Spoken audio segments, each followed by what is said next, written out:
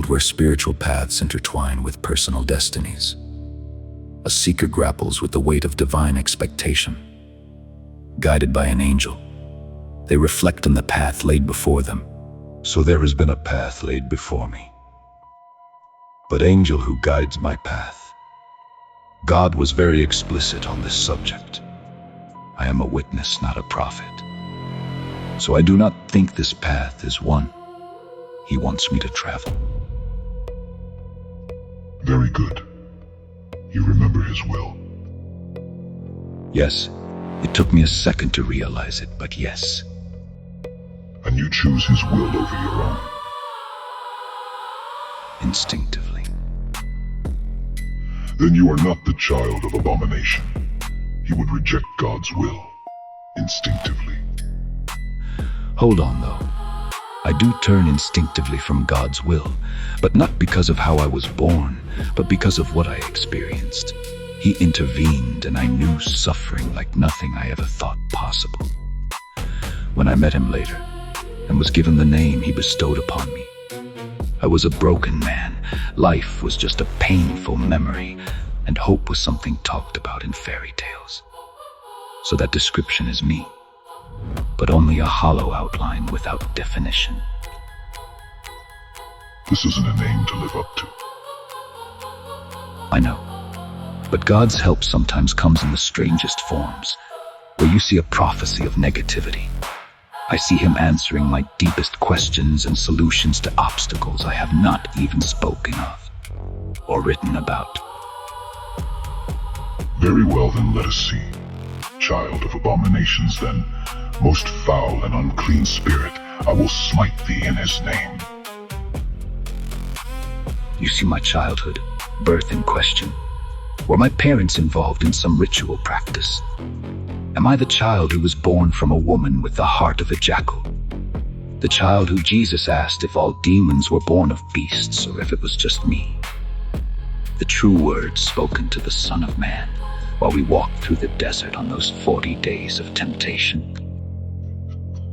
So, you were that tempest? No, we were that tempest, me, and whatever that was in the garden, my possessed state to understand this. I think we must find out what happened between Michael and this devil when they fought over the body of Moses. It will give us more insight as to what this all truly means. Very well. Let us see. Okay, so I read the descriptions listed in the archives, which is very little. What was there did give me some personal insight. The argument, they say, was over the resurrection of Moses. What I saw, however, had little to do with Moses himself, but more to do with the coming of God's Son and the resurrection that was to occur after his death. The argument was over the divinity of such an act and whether or not it desecrated the spirit. I hear muffled arguments about if it desecrated the spirit of God's holy prophet, then it could not be allowed to be done to his Son. In this enlightenment, I do not see an argument between holy and unholy forces, but between divine councils over whether the act itself was unholy. Though I do see some unclean spirits trying to influence the discussion, they do not seem to affect it very much. Can you tell which spirits were there? No, not specifically. They seem to be reaching, each from different eras of creation, so their identities are blurred. Thank you.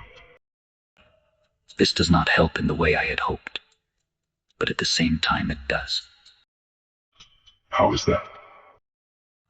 Like many others, I had thought this was a confrontation between Michael and this other spirit that I was certain was not me, because I had no memory of ever battling Michael himself. Something to prove that this unclean spirit, Satan, and myself, Lucifer, were two different beings. This is a pointless effort. Your name was stricken from heaven. No, angel. It was not me God was speaking to on that day.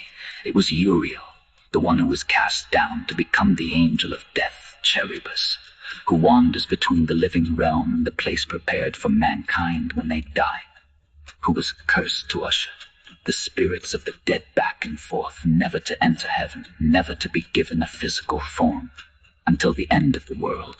That was the sentence passed down upon Uriel, when the fallen rebel angels were cast down onto the earth. Before this, war in heaven, but after the rebellion in heaven. In recent discoveries of Uriel's duties, one of them were listed as a defender of the gates of Eden. The only one I remember posted to Eden's defense was Uriel, and the only one ever given a flaming sword. You are one of the witnesses. Yes. The other witness shall not be revealed to me until it is time for us to stand against the Antichrist. Then we shall know who we are to each other. So I was told. So I speak. I tell my truth and what I saw. Then, know as far as I know this discussion and its details will not be revealed in our testimony. This came after. Our purpose is to reveal the truth of God and His Son to the world, not by faith, but through what we witnessed. Most High, I have a question. By this way, do you mean stick to the facts, or can we include our opinions to help those we tell understand things more clearly? Okay, stick to the facts unless they seem confused, but remember to tell them beforehand that it is our interpretation through our observations of those mentioned and their reactions to the things occurring. Got it. Thank you.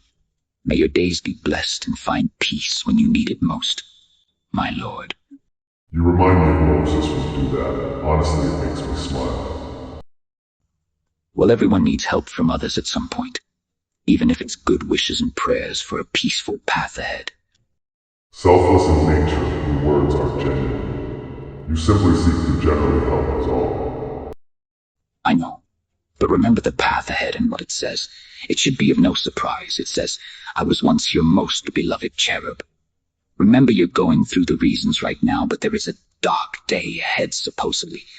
I will not give in to such expectations and remain me, not haunting my works with gloom ahead in mind for some fairy tale someone else made up about me. I'm glad you appreciate it. You see, that's the heart I was looking for long ago. That's what I needed to see. And that's why I call you my Lord now. So you were not doing this to guff your case out of pride towards your legacy to me. Once again, I have misunderstood you. Lucifer, why does this keep happening? Because there are others out there that do not want us to be allies. They seek to drive a wedge between us to be adversaries. You're right. I do not think we will ever know peace, either of us, until we find out who is behind this and stop them somehow. I feel the same. You said you thought this was all pointless because of that decree against me, and my name being stricken. I argue against that fact with this. Am I not to be judged one day upon the day of judgment? Yes, all must be held accountable upon the day of judgment. Then would this all not be crucial for that day, so that true justice is achieved? Yes, we are not working towards obstructing that decree at all, but working towards holding you accountable by divine ways, so that all truths are known for that day. Yes, we are. And that makes me feel hopeful.